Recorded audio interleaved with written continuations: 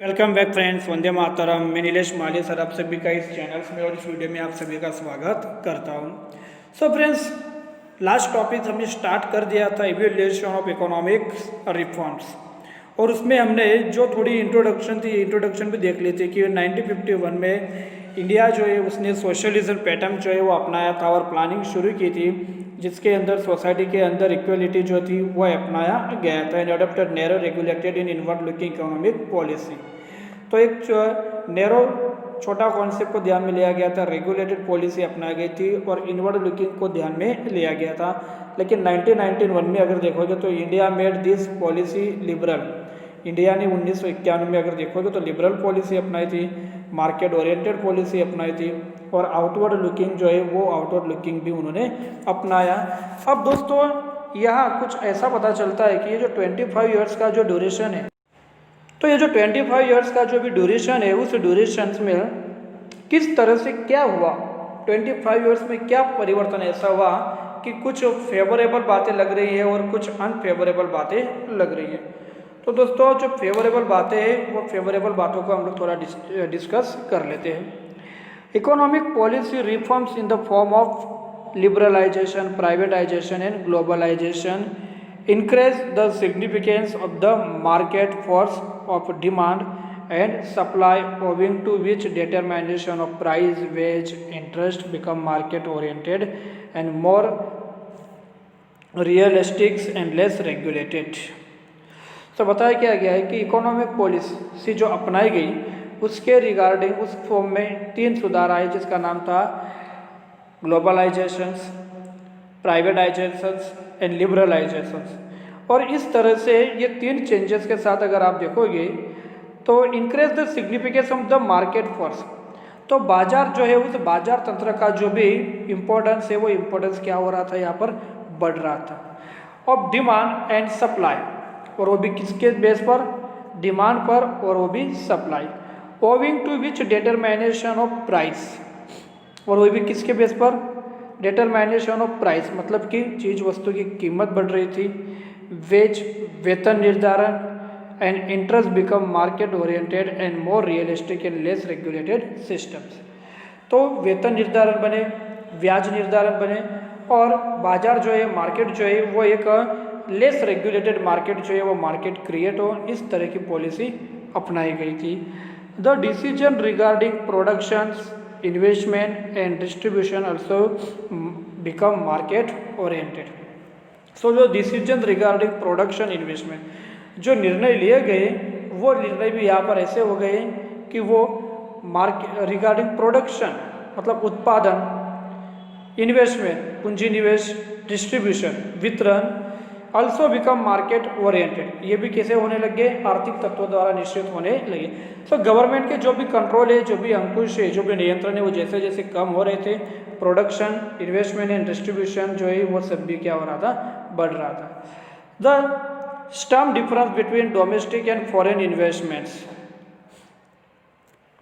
The Sturm difference between domestic and foreign investment narrow down, और इसी के कारण देश एवं विदेश का जो भेद है वो घटा।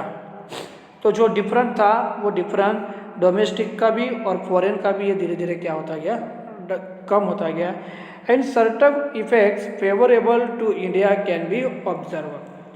तो इंडिया के लिए अगर आप देखोगे तो यहाँ पर कुछ इफेक्ट जो है वो इफेक्ट ऑब्जर्व किए गए जो फेवरेबल हो इंडिया के लिए, अगर देखोगे तो जो फायदेमंद हो, इस तरह के यहाँ पर कुछ बातें जो है वो बातें हमें दिखाई दी। जिसमें फर्स्ट है, consumer started getting variety of goods of international quality easily at reasonable price.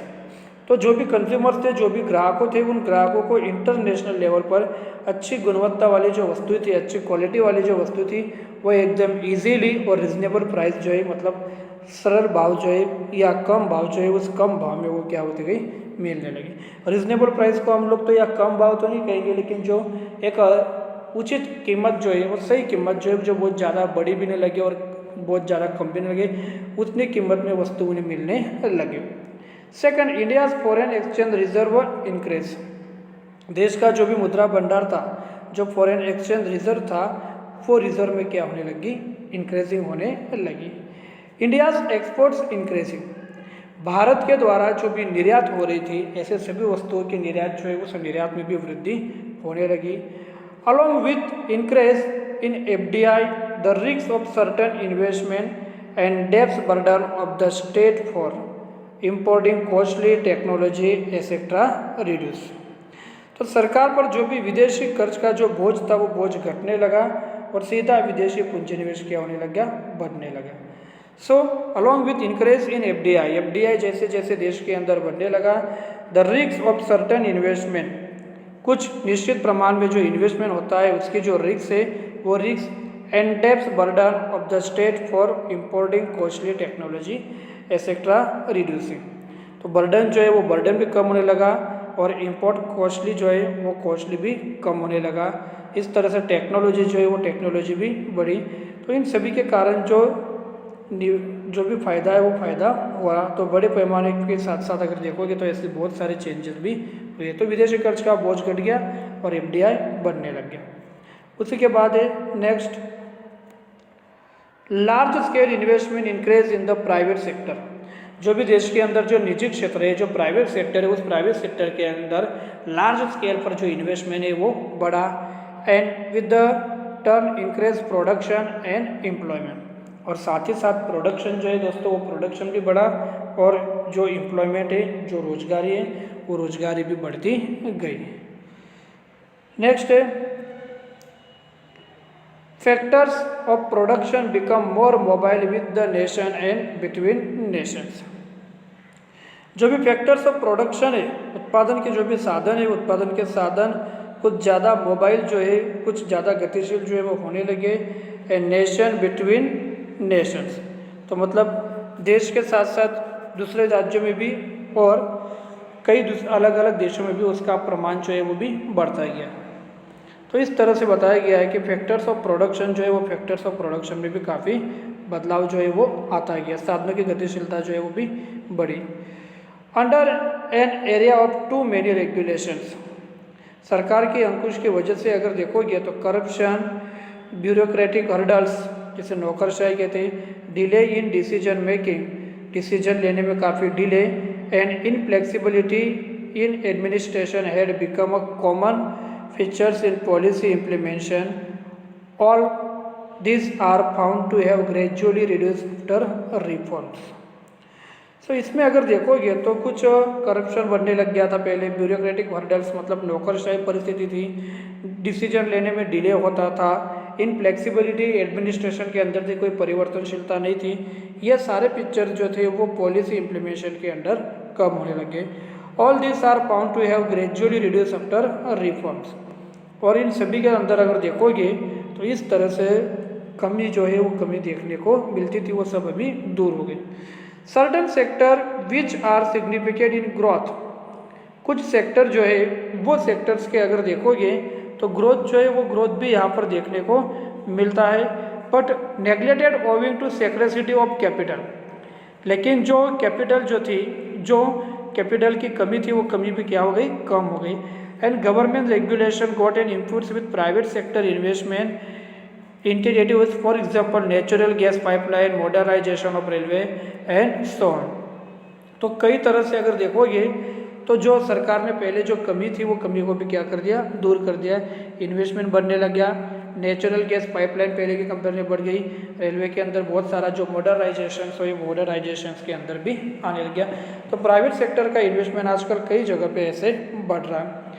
Shortage of goods and service become a thing of past rather variety increase, जो भी वस्तु और सेवा की कीमत घटी उसमें विविधता भी आई। तो shortage of goods and service become things of past, past में अगर देखोगे तो जो भी वस्तु और सेवाओं की कमी थी वो धीरे धीरे क्या हो गई, कम हो गई, और उसके जगह पे उल्टा आज वस्तु और सेवाओं में अगर देखोगे तो आपको वेराइटी जो है वो देखने को मिलेगी। Social and culture ties with the other Nations improves, तो अन्य देशों के साथ सामाजिक और सांस्कृतिक संबंध जो है वो भी अधिक क्या होने लग गए, मजबूत होने लग गए। तो सोशल एंड कल्चरल जो भी टाइज है with the other Nations improve, दूसरे देशों के साथ अगर देखोगे तो हमारे काफ़ी सुधार जो है वो सुधार भी आने लग गए। तो favourable effect of economic report से ये पता चल जाता है। मैं एक लाइन में दोस्तों अगर आपको कहना चाहूँ तो पब्लिक सेक्टर का जितना भी दबाव था, सरकार का जो भी दबाव था, वो सब क्या हो गया, कम हो गया। और दूसरा जो भी प्राइवेट सेक्टर है, ठीक है, वो प्राइवेट सेक्टर का इम्प्रूवमेंट क्या हो गया, बढ़ गया, उसका इम्प्रूवमेंट बढ़ने लग गया, सुधार आने लगे। और बहुत सारी जो इम्पोर्ट एक्सपोर्ट जो है वो इम्पोर्ट और एक्सपोर्ट भी देश के अंदर होने लगी, जिसका बड़े पैमाने पर एडवांटेज जो है, बेनिफिट जो है वो हमारे देश के पब्लिक को भी मिला।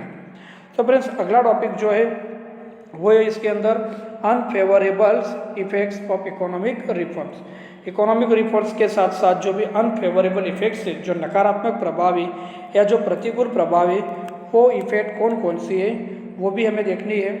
जैसे कि फेवर में उसके अनुकूल प्रभाव जो है वो देख लिए, तो अनफेवरेबल में हमें ये देखना है कि इकोनॉमिकल रिफॉर्म्स के द्वारा हमारे देश को क्या क्या लॉस हुआ या क्या क्या डिसएडवांटेज हुआ।